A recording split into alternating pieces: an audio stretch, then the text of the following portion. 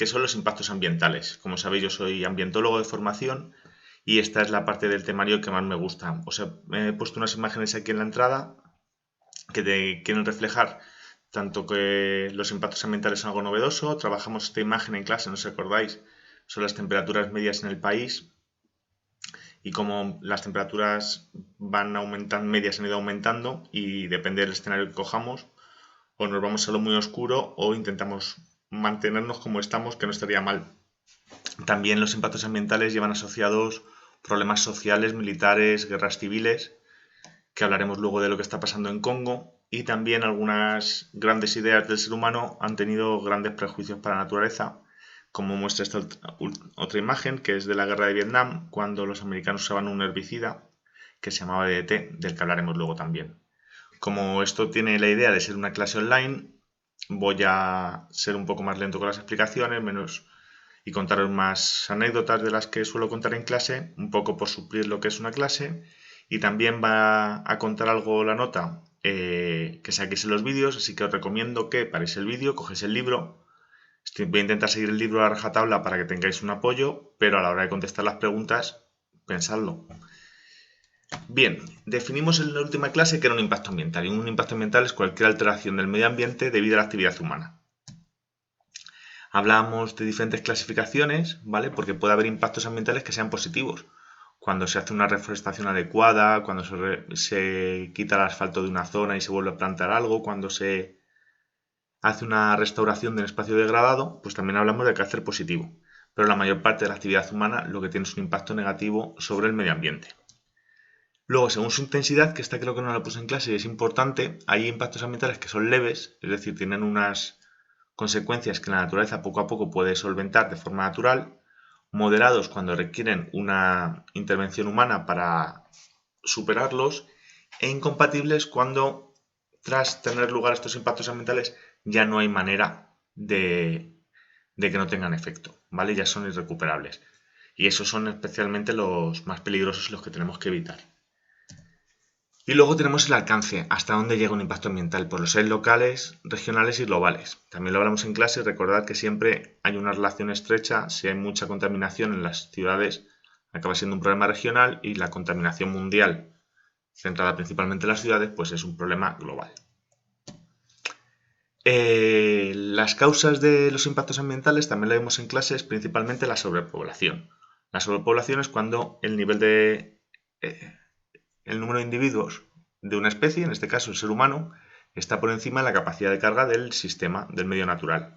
Este gráfico lo que representa es la evolución de la humanidad desde el año 1700. Ahí falta algún bajón, pero bueno, y estamos más o menos aquí, en 1.700 millones de habitantes. Se muestra una tendencia a estancarse, a que hay un límite, parece, en torno a los 10.000 millones, que ya está bien. Este billón es un billón inglés, acordaros, 1.000 millones. Y esto que es muy interesante es la tasa de crecimiento anual, ¿vale? Esto es lo que es muy parecido a lo que estamos usando con el COVID-19. Cómo nos reproducíamos hasta mitad del principio del siglo XX, y ahora cada vez va bajando más cuántos hijos tiene cada mujer. Esto significa que cada vez va creciendo menos la población. A esto es variable, como todo en la vida, que lo está demostrando esto del coronavirus, y lo mismo si se alarga mucho la esperanza de vida, pues la población aumentará. Se reducen mucho los nacimientos después de la pandemia, pues se reducirá. Está por ver, pero esta es una estimación de las que hay varias sobre la evolución de la población, y supone que si somos más, usaremos más los recursos y en consecuencia los impactos ambientales serán mayores. La otra causa de los impactos ambientales es la urbanización, que supone cambiar ecosistemas naturales por ecosistemas artificiales urbanos, y como veíamos en clase, rompen los ciclos naturales. La materia la incorporamos del entorno, ¿vale? La mayor parte de la comida que compramos en el súper no se hace en la Comunidad de Madrid. Murcia, Almería, gran parte del Mediterráneo es la huerta europea, y donde se producen las frutas y hortalizas, mientras que en el interior la mayor parte de la carne y los huevos que comemos provienen de las Castillas o de Extremadura. Aquí se ve cómo entonces incorporamos materia que no es de esta zona y generamos los residuos que luego no sabemos qué hacer con ellos. Así que rompemos el reciclaje natural que de forma equilibrada tiene lugar en la naturaleza. Igual nos pasa con la energía que usamos para encender la luz, para grabar este vídeo, no proviene del sol, ¿vale? Proviene de una energía almacenada durante millones de años en forma de petróleo, gas natural y carbón que se emplea en las centrales térmicas. Aquí tenéis una idea de la evolución de la Comunidad de Madrid en cuanto a superficie urbanizada desde 1956 a 2005 y como veis le vamos comiendo espacio al medio natural. En consecuencia, cada vez la Comunidad de Madrid tiene más problemas ambientales de contaminación de aguas y demás. ¿Cómo vamos a organizar el tema? Pues en este vídeo vamos a hablar de la sobreexplotación de recursos. En el siguiente seguramente aumentemos un poco respecto al libro y hablemos de contaminación. Y por último, en el tercer vídeo hablaremos de los residuos y del reciclaje y de las alternativas para intentar que esta degeneración ambiental que tiene el planeta vaya menos. Bien, la sobreexplotación, vamos a ir hablando de diferentes recursos que sobreexplotamos. El primero son las masas forestales. Habrá que definir primero qué es sobreexplotación. Pues la sobreexplotación tiene lugar cuando consumimos más recursos naturales de lo que el medio ambiente es capaz de renovar. Es decir, gastamos más de lo que se genera. Pues si te gastas más dinero del que cobras, pues tienes una deuda. Y es lo que estamos haciendo nosotros con la naturaleza. Gastamos más recursos naturales de los que la naturaleza puede producir. Las masas forestales ha sido siempre un recurso para calentar al ser humano. Yo cuando voy a algún sitio que no conozco, lo primero que hago es ver si hay algún río, lago o una fuente de agua para que esa ciudad se instalara ahí y dónde están los bosques de alrededor, donde hay un monte, algún sitio alrededor que dotara de combustible a esa población. Cuando el ser humano se instala en una zona, necesita calentarse. Pues como nos pasa ahora en casa, que por el día se está bien, pero luego por la noche hace frío. Pues ese combustible de forma histórica han sido los bosques, ¿vale? Se talaba un poco y se dejaba que se recuperara y por eso todavía quedan restos de los bosques alrededor de casi todas las ciudades. Pero cuando pasamos a industrializarnos y a destruir más bosque del que se compensa por reforestación, hablamos de deforestación, es decir, perdemos más masa forestal de la que generamos y se reduce el número de bosques del planeta. ¿Qué causa deforestación? Tenemos por un lado la roturación. No viene esta palabra en el libro, pero me parecía un poco triste, tenéis que mejorar vuestro vocabulario. Roturar es convertir bosques, terrenos naturales, en campos de cultivo ganaderos. Muy conocido es el caso de la Amazonia. En Brasil los brasileños que necesitan campos de cultivo talan árboles y luego aprovechan la fertilidad del suelo y cuando aquel se queda seco, porque al final el suelo de las junglas de la zona ecuatorial tampoco es que sea muy fértil, lo dejan abandonado y allí no crece nada más. Esto es una imagen de la Amazonia, pero también está pasando mucho, por ejemplo, en Argentina para eliminar bosques que están en la zona sur de Argentina, que es la más fría, para hacer zonas de pastoreo para ganado, ¿vale? La mayor parte de la carne que se come en Estados Unidos proviene de Argentina y tienen que producir mucha carne para seguir manteniendo la economía del país. Entonces, la palabra clave, roturación, quitamos ecosistemas naturales para utilizar el suelo para la agricultura o la ganadería. Otro caso típico y que os habréis imaginado es la urbanización. Eliminamos bosques para hacer o expandir las ciudades. La explotación maderera, ¿vale? Hay explotaciones madereras que son sostenibles. Hay un ejercicio por ahí que os he puesto sobre una etiqueta de silvicultura, se llama la explotación maderera de silvicultura sostenible. Y luego hay explotación maderera que no es sostenible, que lo que hacen es llevarse todos los árboles que pueden por delante sin pensar en que eso tiene que reforestarse de forma adecuada. Ojo cuando compréis cosas de madera, no de IKEA que no tienen madera, tienen cartón y poco más, pero cuando se compran muebles de madera intentar que sean sostenibles porque si no, no va a haber bosques en el futuro. Y otro tema que está muy en boga, que se habla mucho, son los incendios forestales.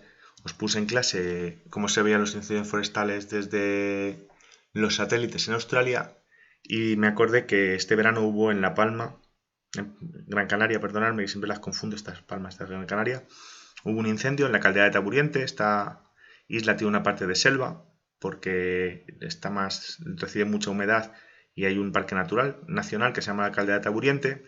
donde hubo un incendio muy fuerte que también se veía. Como veis, las nubes son de un color y tienen una dirección, y este humo que veis aquí es derivado de ese incendio.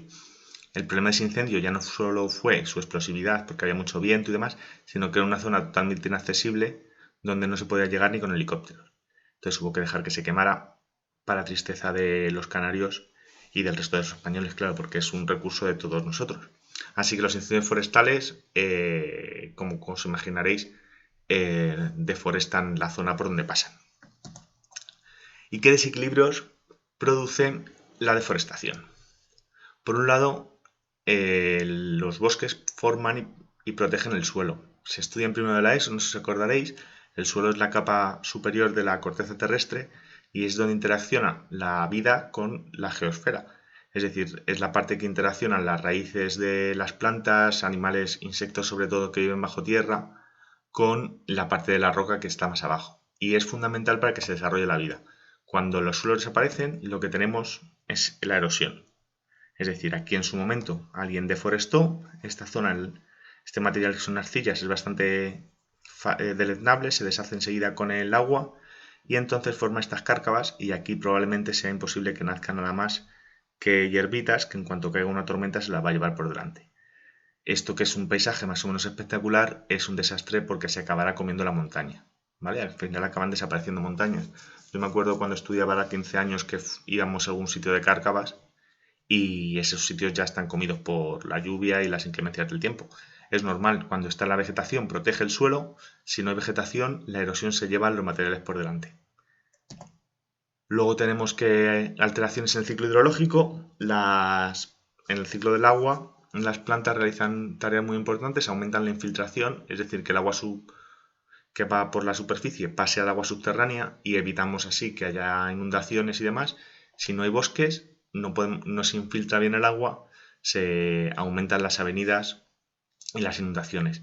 Y además provocan agua con la transpiración, ¿vale? Cuando se habla de evaporación en el ciclo del agua hay que meter siempre la parte de las plantas, la evapotranspiración, se dice, y esa transpiración es capaz de generar nubes o de generar que en una zona que sería más seca aumente las precipitaciones. Así que si eliminamos los bosques, la zona donde hemos eliminado el bosque va a estar más seca, con las consecuencias que tiene eso, por ejemplo, para los cultivos.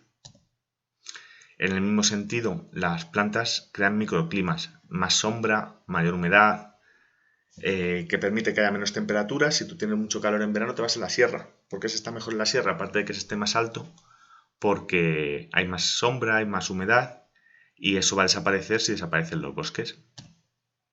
Luego, como hemos estudiado en el ciclo del carbono, una de las acciones que tenían lugar es la fotosíntesis, que hacía que el dióxido de carbono inorgánico de la atmósfera pasara a ser carbono orgánico. Si tenemos menos vegetación, hay menos fotosíntesis, desequilibramos el ciclo del carbono.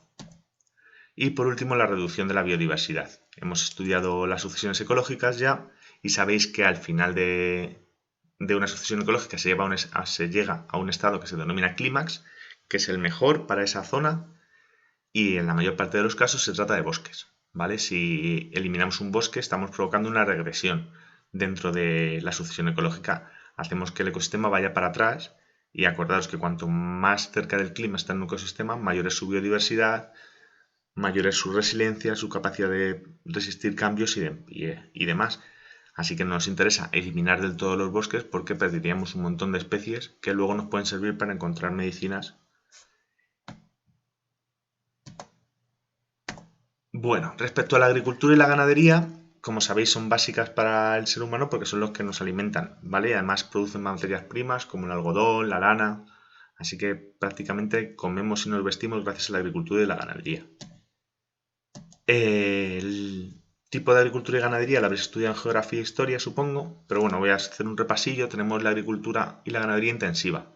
Vamos a poner a las pobres gallinas. Lo que conseguimos con una agricultura y ganadería intensiva es que el rendimiento sea muy alto, producir muchos huevos, producir muchas pechugas de pollo.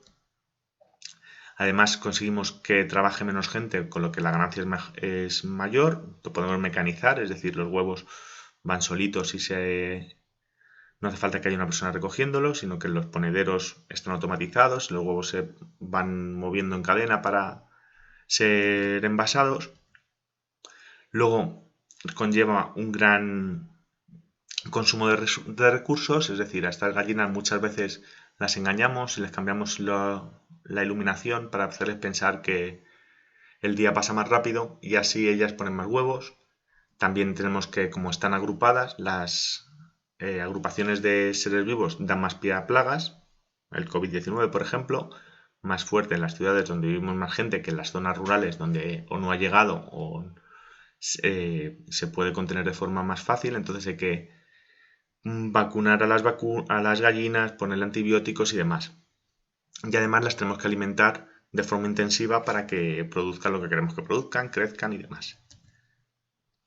Produce muchos residuos, todas estas gallinas cagan, obviamente, y esa caca de gallina, que a lo mejor en un huerto familiar puede ser un buen fertilizante, cuando tienes miles de gallinas juntas es un problema. Esos residuos hay que eliminarlos. Y por último, reduce mucho la biodiversidad. ¿Por qué? Porque si os fijáis aquí todas las gallinas son prácticamente iguales. Hay menos diversidad de especies en los monocultivos. Mono 1, cultivo lo que se aprovecha, entonces solo se aprovecha una especie, tanto de gallinas como de cerdos, como de soja, como de trigo, mientras que en las explotaciones extensivas se suelen plantar varias cosas juntas, se suelen criar varios tipos de animales juntos y eso favorece la biodiversidad. En comparación, vamos a hablar de lo extensivo. En lo extensivo el rendimiento es mucho menor, se gana menos dinero. Aquí tenéis unas gallinitas que andan y que tienen espacio social, como llamamos ahora. Están poco mecanizados. Aquí seguramente una persona todos los días se encargue de recoger las puestas, tenga que meterlas para dentro del gallinero por la noche y demás. El consumo de residuos es mucho más natural, ¿vale? Se le puede echar grano, como se ve aquí, que están todas comiendo grano, pero también aprovecharán y comerán gusanos, brotes de vegetales y de hierbas y demás. La alimentación es mucho más variada. Es una forma natural de reciclaje. Los restos de comida tradicionalmente en los pueblos se le dan a las gallinas o a los cerdos y ellos se lo comen. Es decir, me acuerdo, mi hermana ha tenido gallinas bastante tiempo en un gallinero bastante amplio, más extensivo, claro, y le echamos las cáscaras de las sandías y ahí luego no quedaba nada. La gallina se lo come todo y lo recicla de forma natural, lo transforma en huevos o en carne de pollo. Y, como os decía antes, en comparación, tiene una mayor diversidad de especies. Se plantan más cosas juntas, conviven en una granja más especies de seres vivos, hay más variedad y eso facilita que si viene un virus que podría matar a todas las que están en la explotación intensiva, porque están todas con las mismas vacunas y tal, la variedad dentro de las gallinas, la variedad genética de las gallinas que están en extensivo es mayor y eso facilitaría la supervivencia de algunas. Bueno, os he puesto el ejemplo del huevo, ¿vale? Los huevos desde hace tiempo llevan un número inscrito y el primero que me interesa es el numerito inicial. En él indica las condiciones de vida de la gallina. Es decir, probablemente esta producción sea ecológica. Un huevo de estas gallinas llevaría un 0 aquí, que significa que es una producción ecológica, mientras que unas gallinas intensivas sería el número 3. Es decir, viven en jaulas, no pueden tocar el suelo siquiera, ¿vale? Mientras que las camperas sería un punto intermedio. Luego viene un código sobre el país, provincia y el productor. Pero lo más interesante cuando compréis huevos es saber si estáis comiendo huevos de gallinitas encerradas en jaulas o se han producido de forma ecológica respetando mucho más los ciclos naturales. ¿Qué impactos, qué desequilibrios genera la agricultura y la ganadería? Por un lado, la destrucción de ecosistemas lo hemos visto antes, la roturación, eliminamos ecosistemas naturales para tener más espacio para la agricultura y la ganadería. Incremento de gases de efecto invernadero, lo hemos comentado alguna vez, me gustó este gráfico. Las vacas principalmente producen 120 kilogramos de gases de efecto invernadero al año. Ojo, nada que ver con el 0,3 del ser humano o el 1,5 del cerdo. Por eso siempre dicen que la carne más contaminante es la del vacuno. Si podéis elegir, mucho mejor comer cerdo o cordero que vaca, para la atmósfera por lo menos. Luego la contaminación del suelo. Imaginaros, claro, si tú tienes dos cerdillos que orinan y defecan en el suelo, pues bueno, pero si tienes cientos de cerdos haciendo caca y pis en ese suelo va a acabar contaminado, ¿vale? Si esa Luego que cuando llueve ese agua con bacterias se infiltra, pasa a las aguas subterráneas y pueden llegar a los ríos, puede llegar al consumo humano. Entonces los purines, ¿os sonará? Bueno, se llaman purines, los excrementos de las granjas ganaderas se tienen que tratar, ¿vale? Algunos de ellos se diluyen y se usan como fertilizante, pero con un tratamiento previo para eliminar bacterias y en excesos tóxicos. Entonces hay que tener cuidado. Y siempre hay que hablar también de los fertilizantes, los pesticidas, es decir, productos químicos que se echan en la agricultura para mejorar el rendimiento, pero que pueden con la lluvia pasar a los suelos y del suelo al agua subterránea. Luego la sobreexplotación y contaminación de acuíferos. En esta línea también, si necesitamos mucha agua, podemos secar los acuíferos y se pueden contaminar a través de estos productos químicos. He puesto un par de imágenes también. En España tenemos en la zona de Castilla-La Mancha varios humedales muy interesantes. Tenemos las lagunas de Ruidera, no sé si lo conocéis, y otro que son las tablas de Daimiel, que están en Ciudad Real. Las tablas de Daimiel es un ecosistema muy particular, donde se juntan aguas dulces y aguas salobres y tiene mucha biodiversidad. Es un sitio muy chulo además. Tradicionalmente se iba con unas barquitas y es un humedal natural de los pocos que tenemos en España que no son embalses.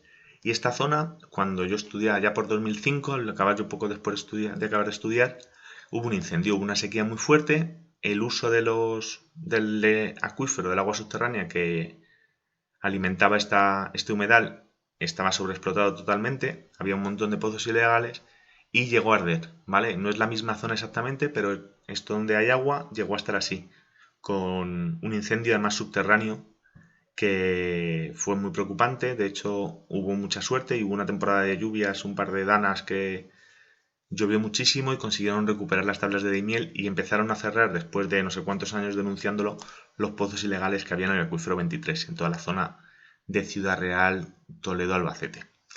Así que el usar mucha agua de pozos para incrementar la productividad de la agricultura nos puede llevar a destruir la naturaleza. Y luego pérdida de la biodiversidad, como hemos visto, porque usamos monocultivos que sean los más productivos, y un aumento del riesgo de desertificación. Si quitamos los bosques y ponemos un uso excesivo de los acuíferos, tenemos mucho riesgo de que la mitad este de España, que esta es la zona de España con riesgo de desertificación, a medida que es más oscuro el rojo, pues más peligro hay. Así que os podéis imaginar que toda esta zona está en gran peligro, zonas más moderadas, y ojo con Madrid, porque gran parte de Madrid, el sur de Madrid, una parte en el suroeste y la parte del corredor de Henares tiene un riesgo alto de desertificación. Tenemos que tener cuidado que España se encuentra en un sitio muy chulo en cuanto a que pasan muchas aves migrando, estamos muy cerca de muchos sitios, pero también estamos muy al sur y aquí hay un riesgo de desertificación que no tienen, por ejemplo, en Francia o en Reino Unido. La pesca. La pesca ha aumentado muchísimo su productividad gracias a la tecnología, ¿vale? Ya no hay quien hace pesca deportiva con su caña y su anzuelo, pero en general ha habido mucha mejora tecnológica en la pesca y en la industria de las piscifactorías. Pero esto nos está llevando a una sobreexplotación. Hay países como Chile donde tienen moratorias. Una moratoria es que no se puede hacer algo y tienen moratorias de 20 años en la pesca de tal y como estaban. En España, en el Cantábrico, hay una moratoria respecto a la sardina porque nos quedábamos sin sardinas. Son técnicas muy agresivas. Algunas de ellas son las redes de arrastre. No sé si lo estudiasteis en el cole. Cuando yo iba al cole se les daba mucha caña. Se insistía mucho en el daño que hacen. ¿Por qué? Porque es una red gigante que es arrastrada por un barco, puede tener kilómetros de longitud, este es un barquito pequeño, pero puede haber 2 o 3 barcos arrastrando la misma red y se llevan todo por delante, se llevan lo que hay flotando, lo que hay apoyado en el suelo, lo bentónico, y destruye tanto los fondos marinos como toda la biodiversidad de especies que podría haber en ese agua. Se lo llevan todo y luego ya veremos lo que nos vale. Un desastre.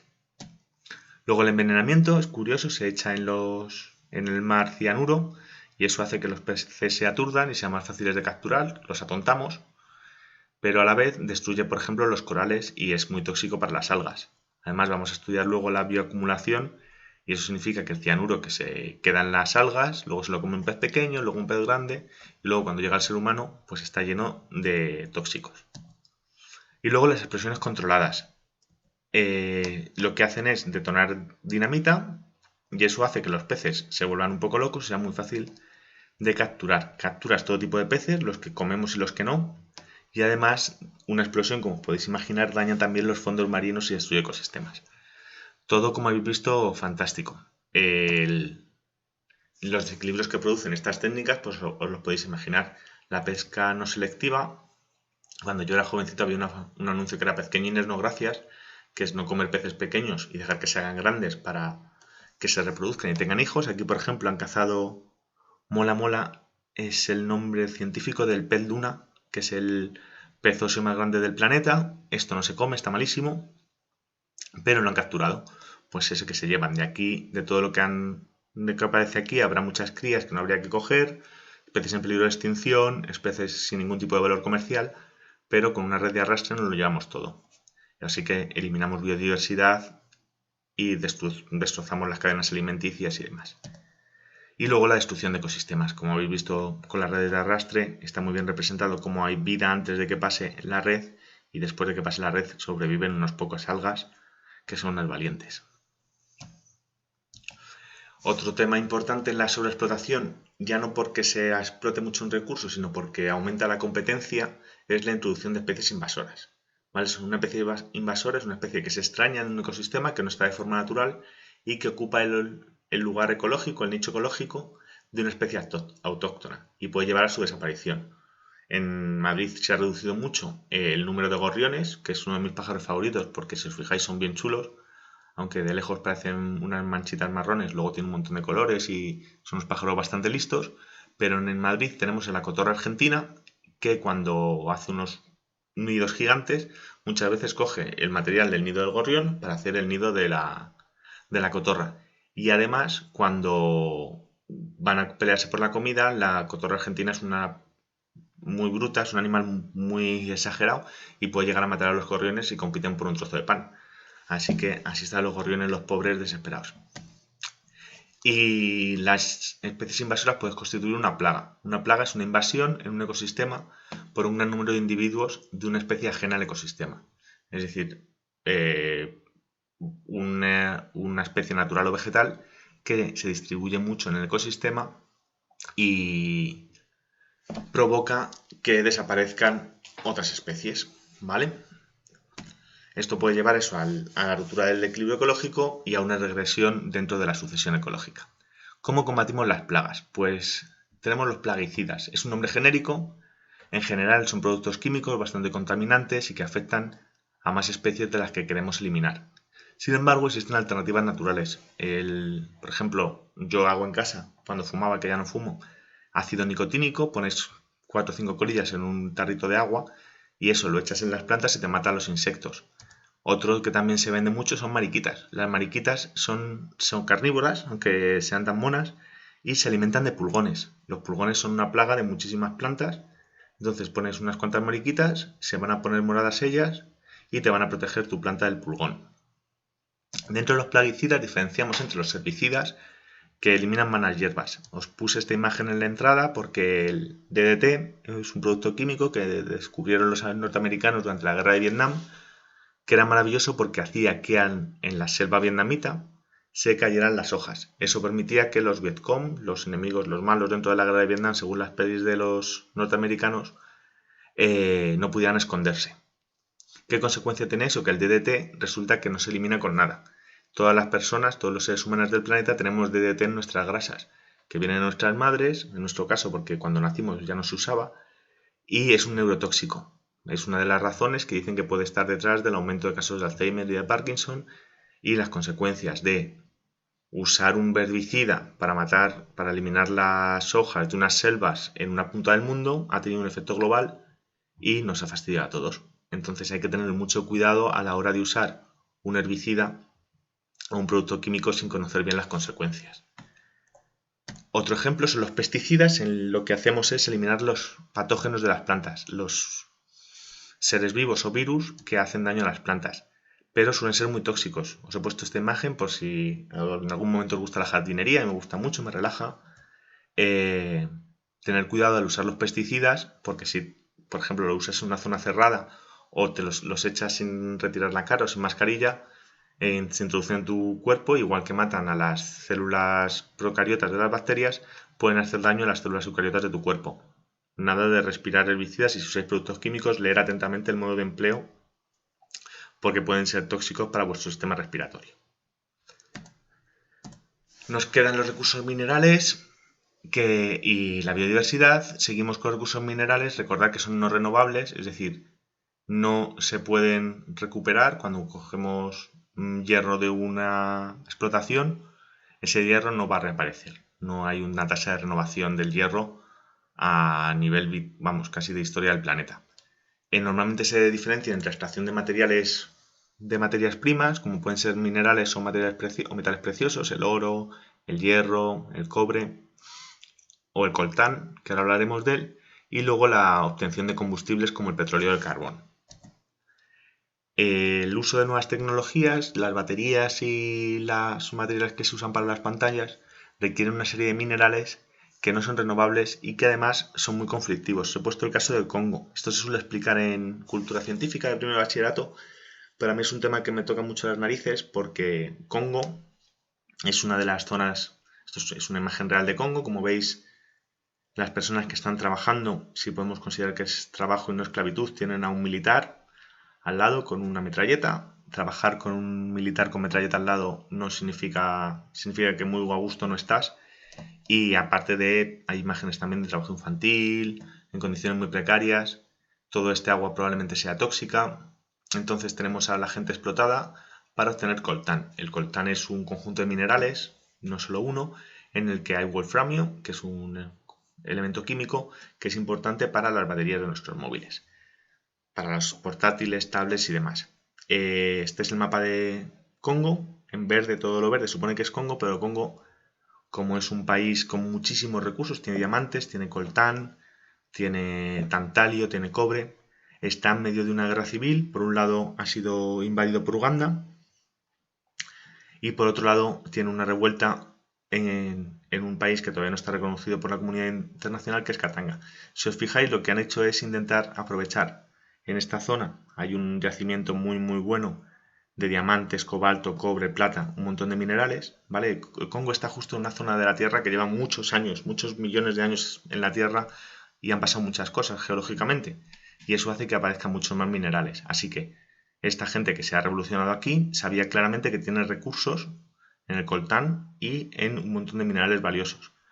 Congo, el gobierno oficial, que tampoco es que haya sido muy bueno, pero era el oficial, se ha quedado con estas minas de aquí y la parte invadida por Uganda tiene esta parte de aquí, que luego dentro de Uganda tiene otra guerra civil y que están peleando entre ellos por dominar diferentes zonas. Como veis, la extracción de minerales provoca guerras y daños sociales en países que nos pillan un poco lejos, pero de los que luego nos beneficiamos a través de sus materias primas. Y el efecto es que cada vez que renovamos un teléfono móvil, cada vez que decimos que está viejo mi teléfono móvil y no lo reciclamos adecuadamente, que eso es otra cosa, investigar el reciclaje de tecnología en Ghana, por ejemplo, bueno, cada vez que no reciclamos adecuadamente un teléfono móvil, provocamos que se alimenten este tipo de conflictos. Una acción en Madrid que no tiene ninguna mala intención, que solo es comprar un teléfono, puede llevar a que se sigan incrementando las guerras en países de África donde viven también seres humanos, que no se nos olvide. Bueno, que me voy. Volvemos al tema de los impactos ambientales, que desequilibrios produce la explotación de recursos minerales. Tenemos por un lado la deforestación y la eliminación de ecosistemas. Obviamente, si tenemos que hacer una mina como esta, hay que quitar el bosque que hay aquí y se elimina la vida natural que hubiera en esa zona. Por otro lado, la contaminación. Se usan tecnologías agresivas que producen tanto la contaminación de la atmósfera como la contaminación de agua. Esto es Río Tinto, ¿vale? Se llama así porque este es el color del agua de forma natural. Es una zona donde hay muchos azufres en el norte, en la Sierra Norte de Huelva, y el agua de forma natural salía de este color. Como os podéis imaginar, es tóxica, no se bebe. Luego la destrucción del suelo. El suelo en las explotaciones mineras serias que se hacen pensando en el planeta y de forma sostenible, cuando quitas la vegetación, coges el suelo, que es una capa de más o menos 1 metro, 60 centímetros, depende de la zona, lo almacenas, lo mantienes, lo humedeces cada cierto tiempo, lo mueves para que se oxigene, En un sitio como en Congo no, han quitado todo, han empezado a cavar y a sacarlo. Y en muchos sitios de España, que pensamos que aquí está todo se hace bien, hacen lo mismo. El suelo no se conserva y eso es un problema porque luego cuando quieres poner vegetación para restaurar no puedes. Luego los vertidos, vamos a hablar de dos casos. Está la mina Narcollar. Narcollar está en Huelva, muy cerquita de Sevilla y muy cerquita de Doñana. Es una explotación minera que en el tratamiento de los minerales, pues claro, tú sacas una roca y eso hay que lavarlo y quitarle todo lo que no te interesa para vender el mineral. Entonces ahí se generaban una serie de aguas residuales. Esas aguas residuales se acumulaban en un embalse, una charca, se supone que aislada del suelo, con tela asfáltica para que no se infiltrase ese agua tóxica. ¿Y qué pasó? Que un día se rompió.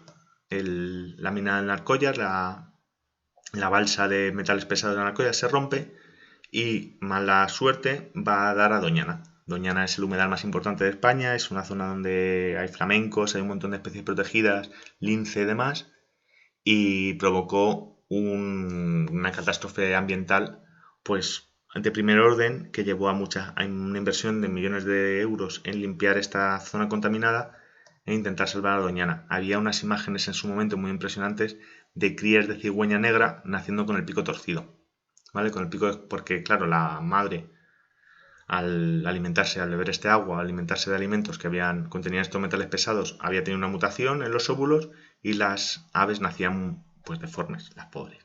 Así que esto llevó también, no sé, no, ahora mismo no me acuerdo el año que fue, ¿no? 98, 2000, por ahí. Y luego otro catástrofe que ha hecho 20 años ahora, esto sí fue en el 2000, fue Prestige, porque claro, estos vertidos de metales pesados también pueden ser en el transporte de petróleo. Un barco de varias que tenía una bandera de Bahamas, pero luego el propietario era de un sitio y tal, llevaban un barco viejo lleno de petróleo que se llamaba Prestige y se rompió enfrente de las Rías Bajas, en Galicia, y provocó una movilización de gente para intentar limpiar lo que se conocía como el chapapote. El chapapote es el petróleo, el crudo, porque no estaba tratado para convertirlo en gasolina, que al mezclarse con el agua del mar y con la arena daba una sustancia pegajosa y muy dura de quitar que se llamaba chapapote. Fuimos, porque yo fui una vez también a limpiar chapapote, cientos de voluntarios de toda España a limpiar esto. Dormías ahí en tu tienda, te daban tu traje para que no te, sobre todo comieras o al tocarte el ojo, al tocarte la nariz, incorporaras chapapote a tu cuerpo. Y allá estuvimos y todavía de vez en cuando vas por allí ves algún hilillo de chapapote. Porque esto cuesta muchísimo limpiarlo y la naturaleza no es capaz de reciclarlo, de eliminarlo de forma natural. Y como pues varios desastres ambientales que tienen lugar de forma cíclica porque no se hacen las cosas tan bien como se deberían o porque se generan por la industria contaminantes y residuos que son muy difíciles de eliminar. Y otro de los temas o de los desequilibrios e impactos ambientales de la minería es la acumulación de escombros y residuos. Os he puesto otras dos imágenes aquí para que veáis dos tipos de explotaciones mineras. Esta explotación minera está abandonada, no han hecho nada, ellos han sacado de aquí lo que les resulta interesante, una mina a cielo abierto, y cuando han acabado la explotación, ahí me voy.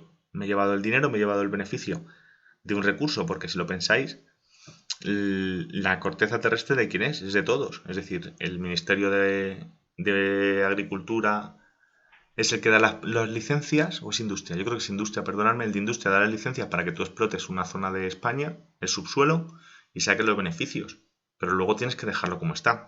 Y este es otro ejemplo, esto es una mina, no sé, yo puedo ver un poco la forma, esto seguramente fuera la entrada, y esto es una zona bien restaurada. Aquí han guardado los suelos, los han conservado para que luego te salgan estos bosques.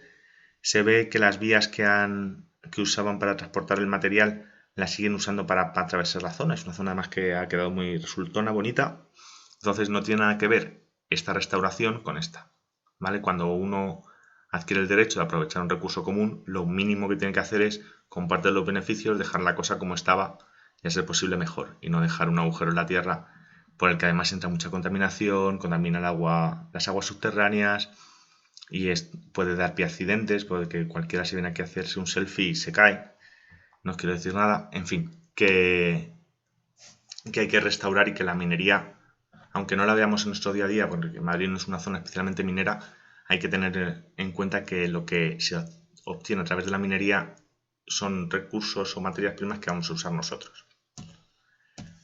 Y por último, la pérdida de biodiversidad. Esto lo hemos visto en temas anteriores, es un poco recordatorio. La biodiversidad hace referencia a la variabilidad de vida como resultado de la evolución, y hablamos de 3 niveles de biodiversidad: nivel ecosistema, los tipos de ecosistemas que hay; nivel especies, el número de especies que hay; y nivel genético, la diversidad dentro de las especies. La pérdida de biodiversidad ha sido uno de los desequilibrios que hemos ido hablando en el resto de la sobreexplotación de recursos, y además, sin llegar a la sobreexplotación, la explotación de recursos por parte del ser humano hace que el ecosistema no pueda sostener, la capacidad de carga del ecosistema descienda y no se pueda sostener tanta variabilidad de especies como si no se aprovechara ese recurso.